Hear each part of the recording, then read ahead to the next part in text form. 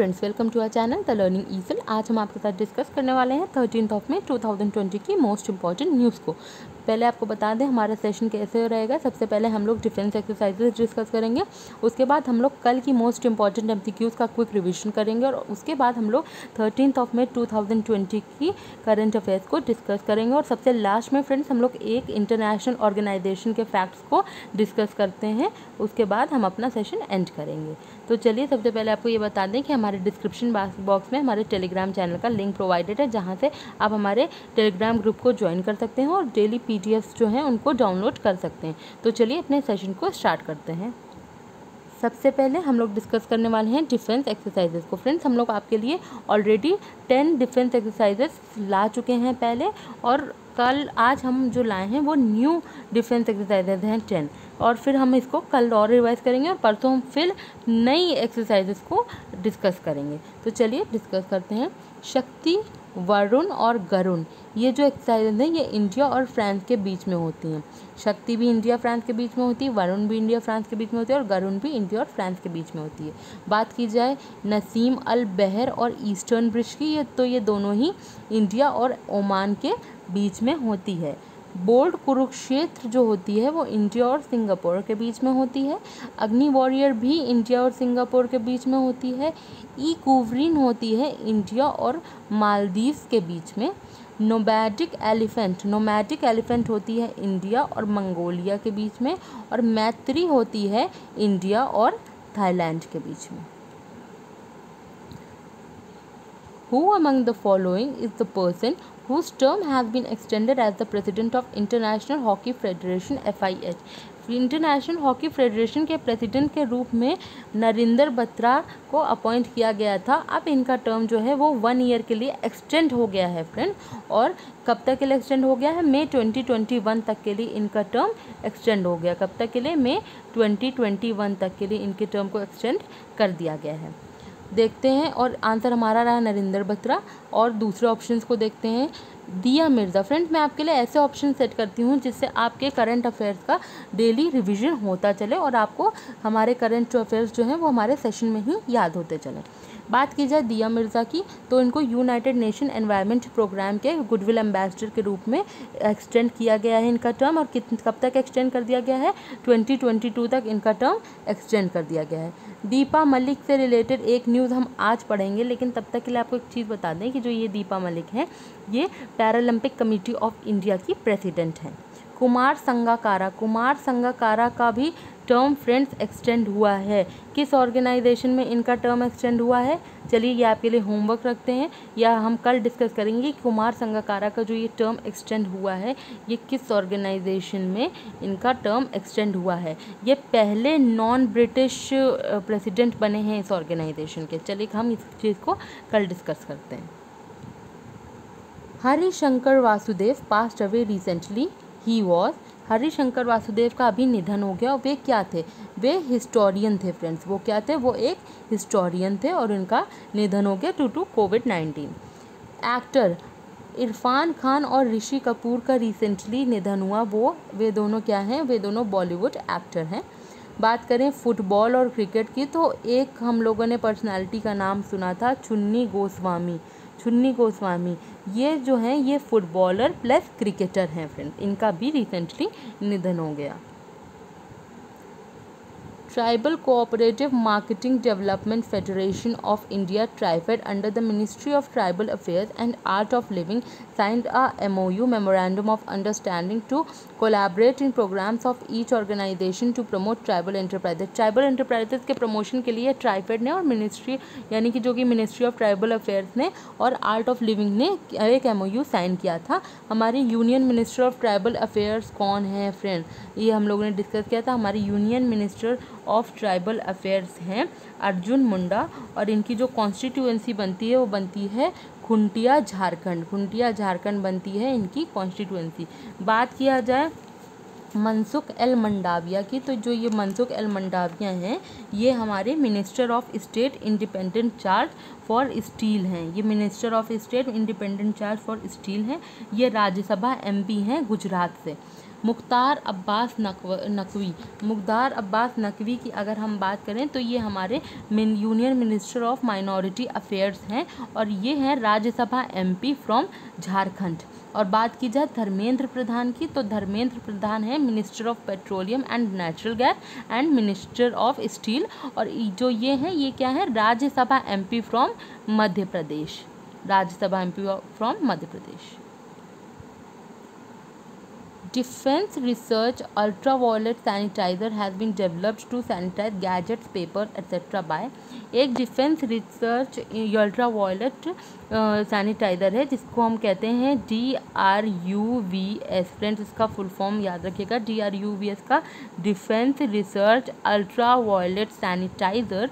और ये किस लिए डिज़ाइन किया गया था इसको फ्रेंड्स, इसलिए डिज़ाइन किया गया था जिससे कि जो पेपर्स होते हैं और गैजेट्स होते हैं उनको सैनिटाइज किया जा सके। और ये किसने डिज़ाइन किया था, DRDO ने डिज़ाइन किया था। इसको किसने डिज़ाइन किया था, DRDO ने डिज़ाइन किया था।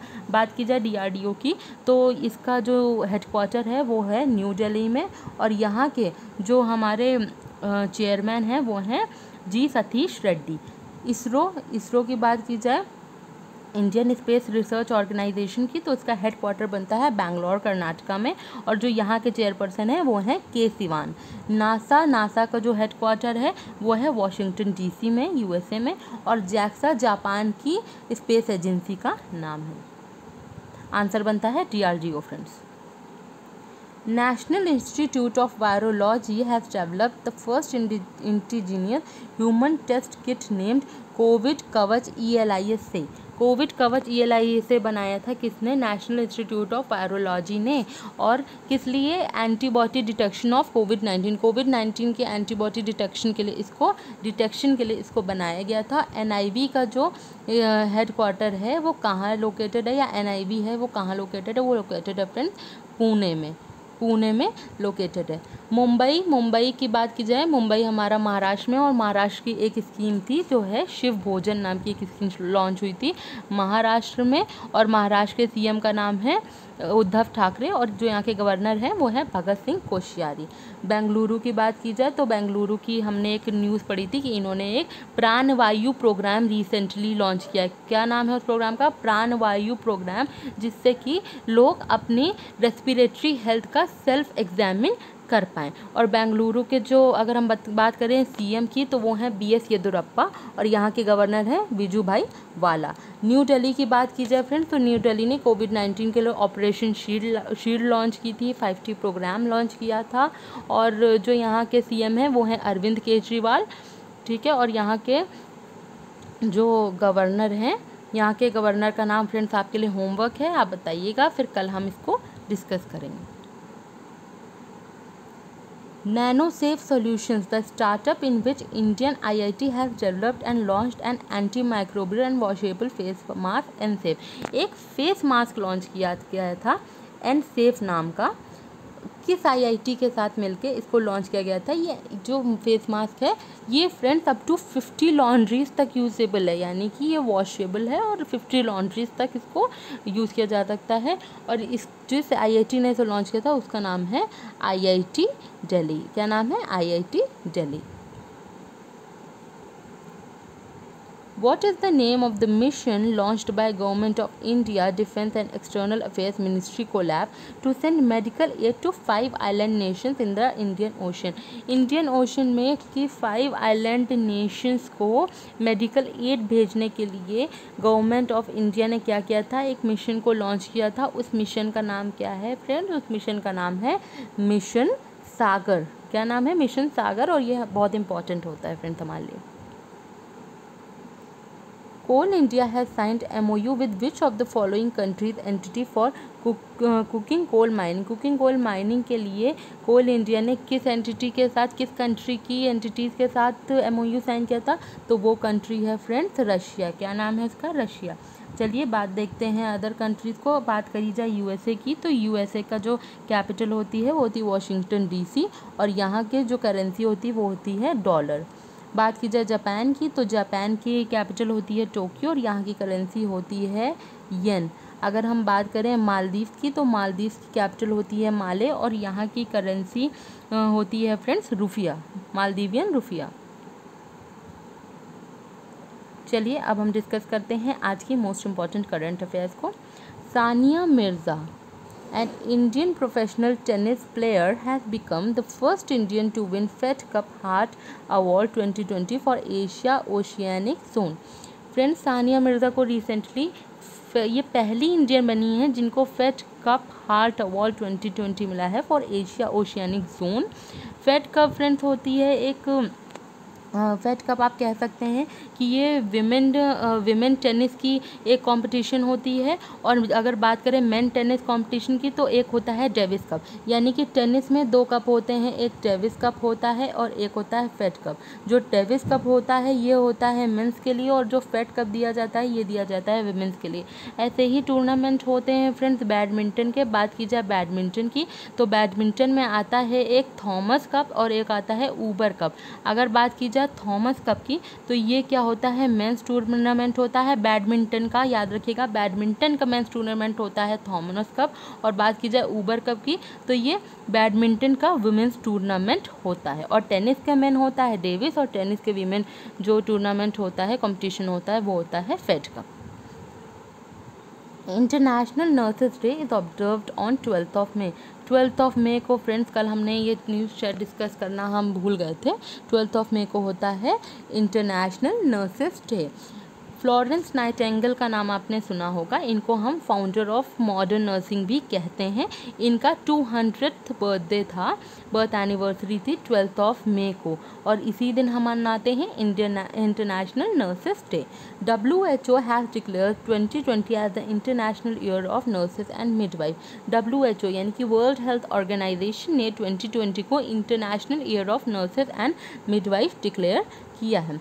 वर्ल्ड हेल्थ ऑर्गेनाइजेशन की बात की जाए फ्रेंड्स तो इसका हेडक्वार्टर कहाँ होता है? इसका हेडक्वार्टर होता है जेनेवा स्विट्ज़रलैंड में, और इसके डायरेक्टर जनरल का नाम है टेड्रोस एधेनॉम। क्या नाम है? टेड्रोस एधेनॉम।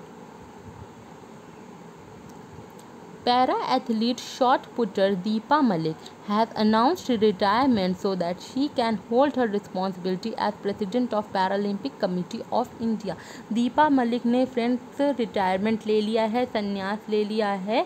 और किस लिए संन्यास लिया? इन्होंने ये इसलिए लिया है जिससे कि ये अपनी रिस्पॉन्सिबिलिटी, अपना रोल अच्छे से निभा सकें as the president of Paralympic Committee of India. इनको पैरालंपिक कमेटी ऑफ इंडिया का प्रेसिडेंट बनाया गया था। जैसा कि हम जानते हैं पैरालंपिक कमेटी ऑफ इंडिया की बात की जाए तो इसका हेडक्वार्टर है बेंगलोर कर्नाटका में। कहाँ है? बेंगलोर कर्नाटका में।